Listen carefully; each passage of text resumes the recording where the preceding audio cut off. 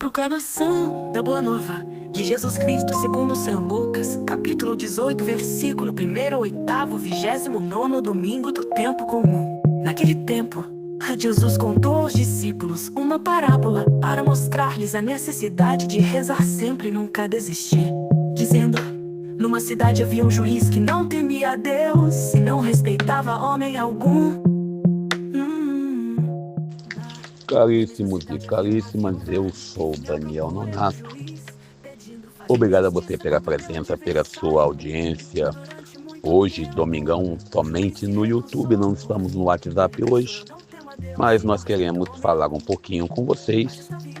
E hoje não vamos falar de política, mesmo sabendo que Eduardo Bolsonaro falou que tinham 2 carros pretos com os vidros escuros dentro, na frente da sua casa, com 2 homens de óculos pretos observando lá a sua casa nos Estados Unidos, e falou que ia fazer acontecer, mas logo depois removeu a postagem que estava lá na sua rede social. Interessante como que nós criamos, alguns mitos.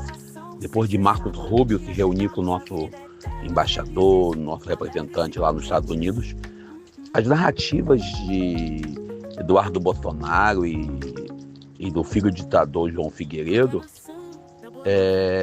está caindo, e ele está desesperado, criando aí narrativas de perseguição, de interferência.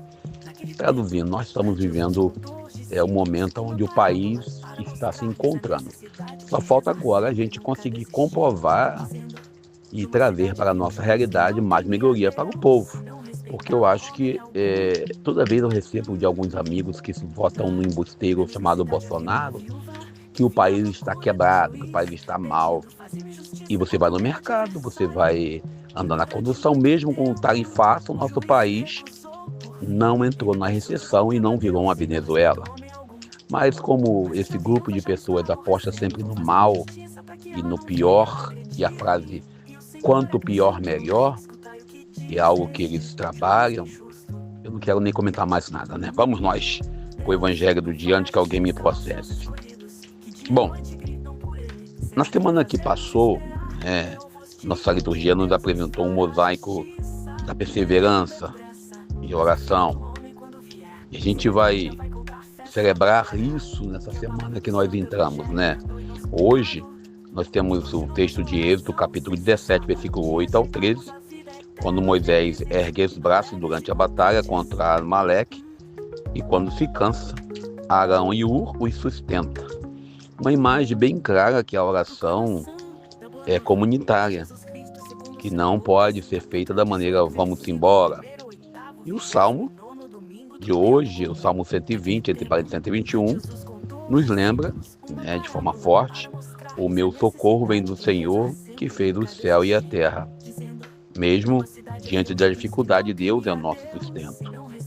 E em Timóteo, capítulo 3, versículo 14, depois capítulo 4, versículo 2, Paulo exorta a permanecer fiéis na palavra, pregando a tempo, fora do tempo, mostrando que a fidelidade é a raiz da perseverança. E finalmente o texto de Lucas, capítulo 18, versículo 1 ao 8, que nos traz a parábola da viúva persistente diante do juiz injusto.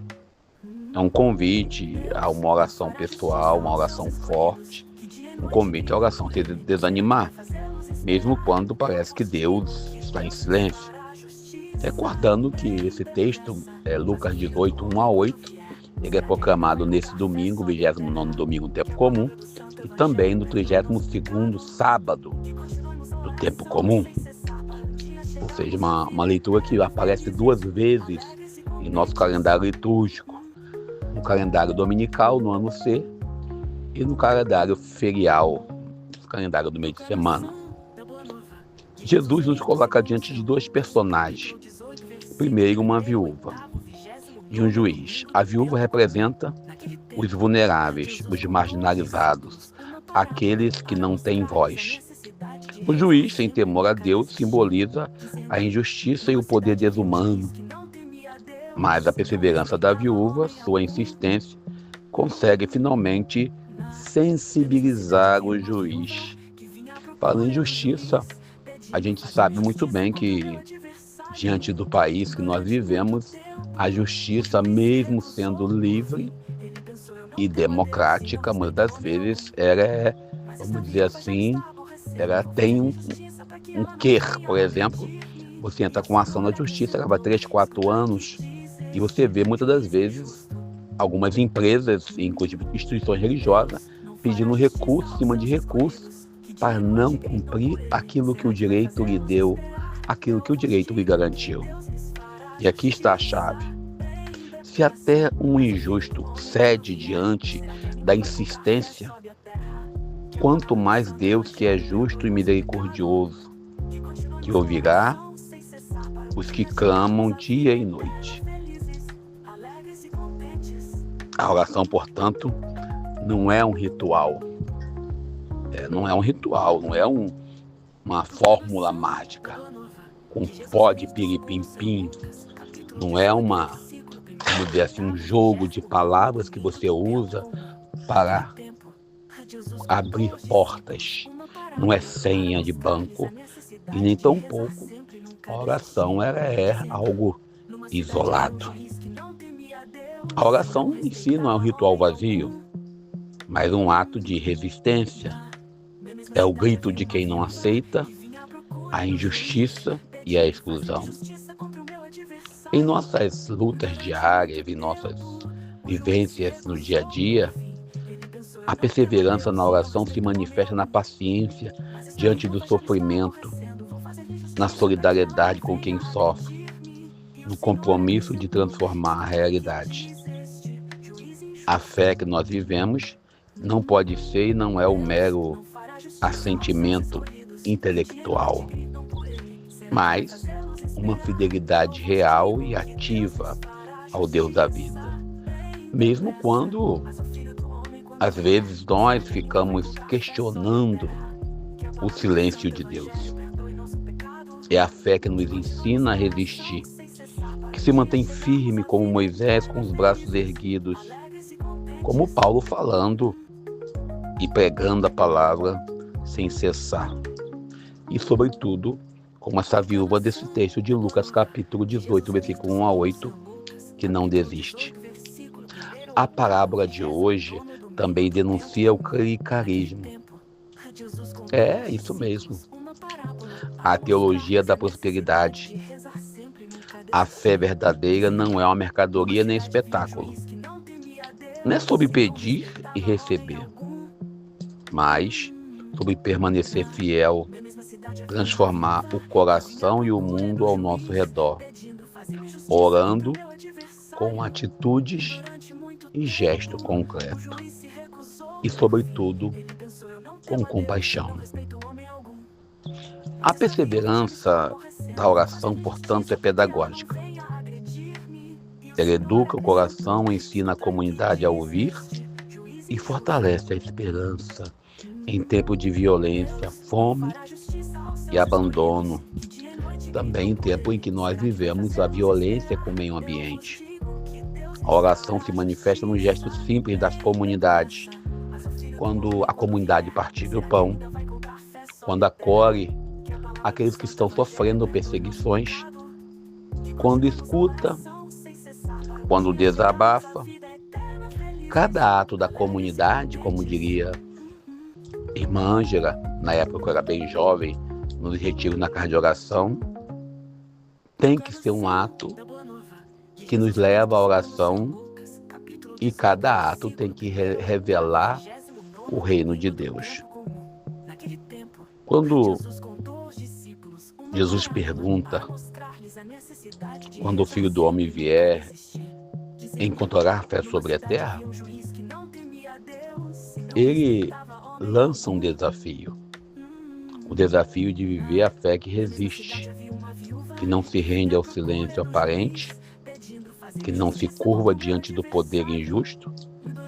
A fé que persevera, uma fé que nos leva a um ato revolucionário. Porque acreditar que a história ainda pode ser mudada.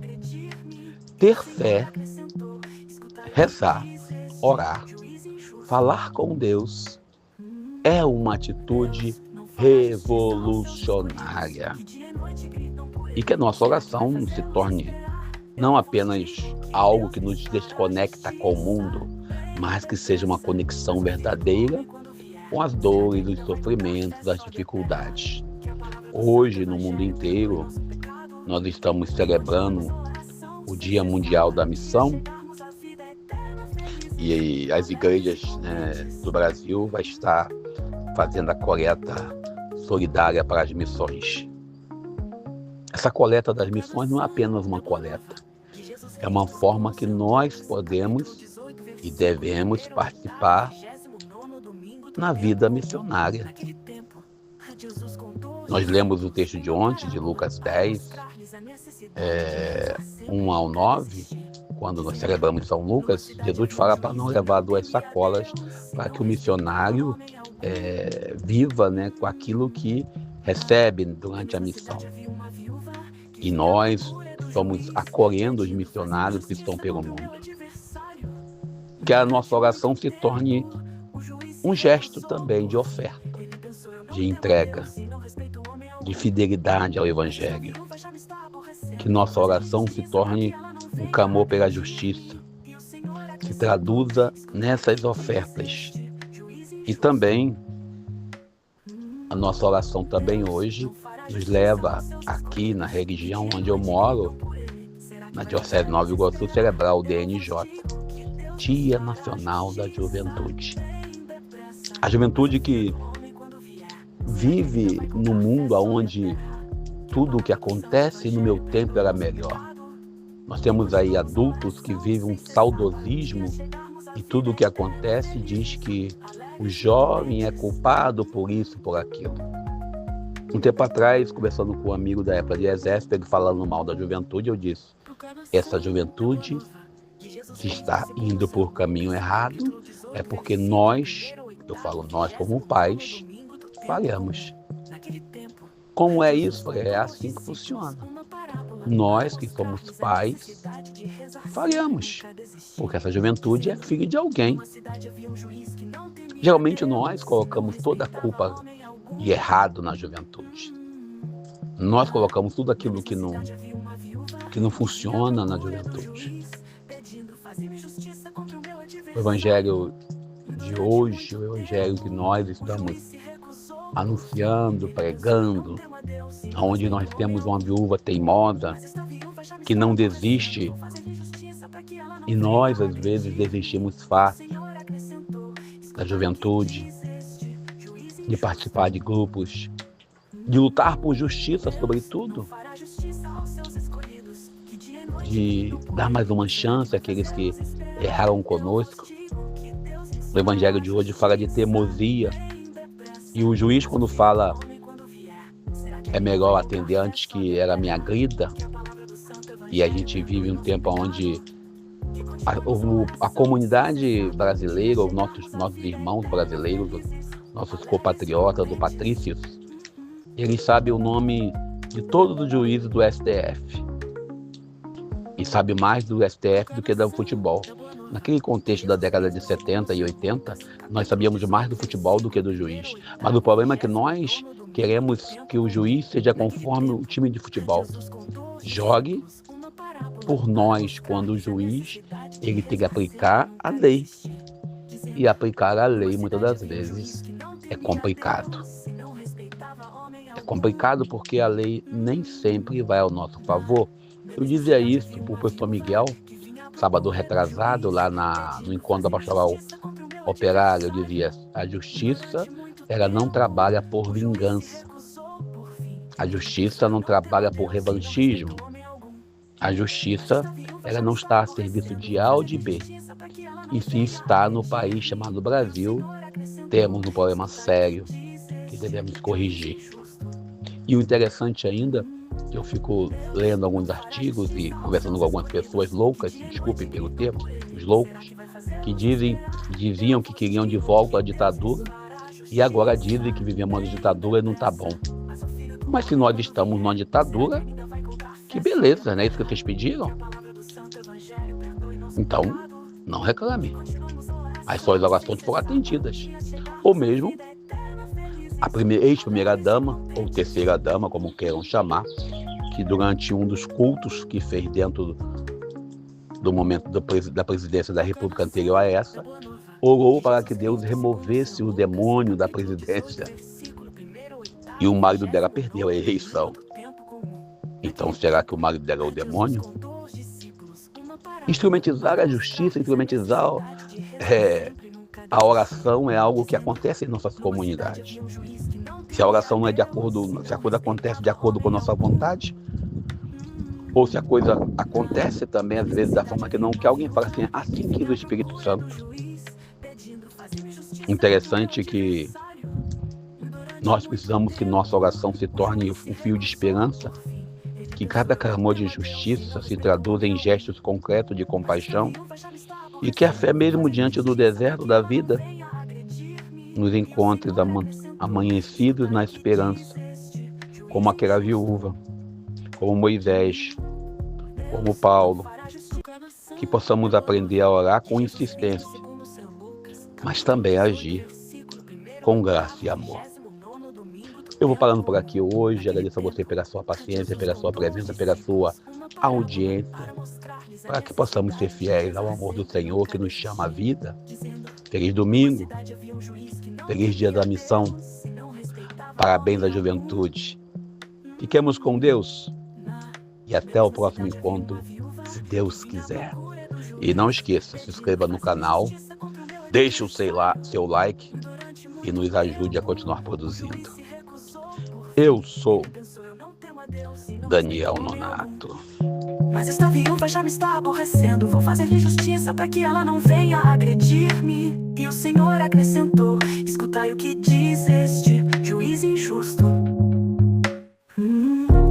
Deus não fará justiça aos seus escolhidos, que dia e noite gritam por ele. Será que vai fazê-los esperar? Eu vos digo que Deus lhes fará justiça bem depressa. Mas o Filho do Homem, quando vier, será que ainda vai com café sobe a terra?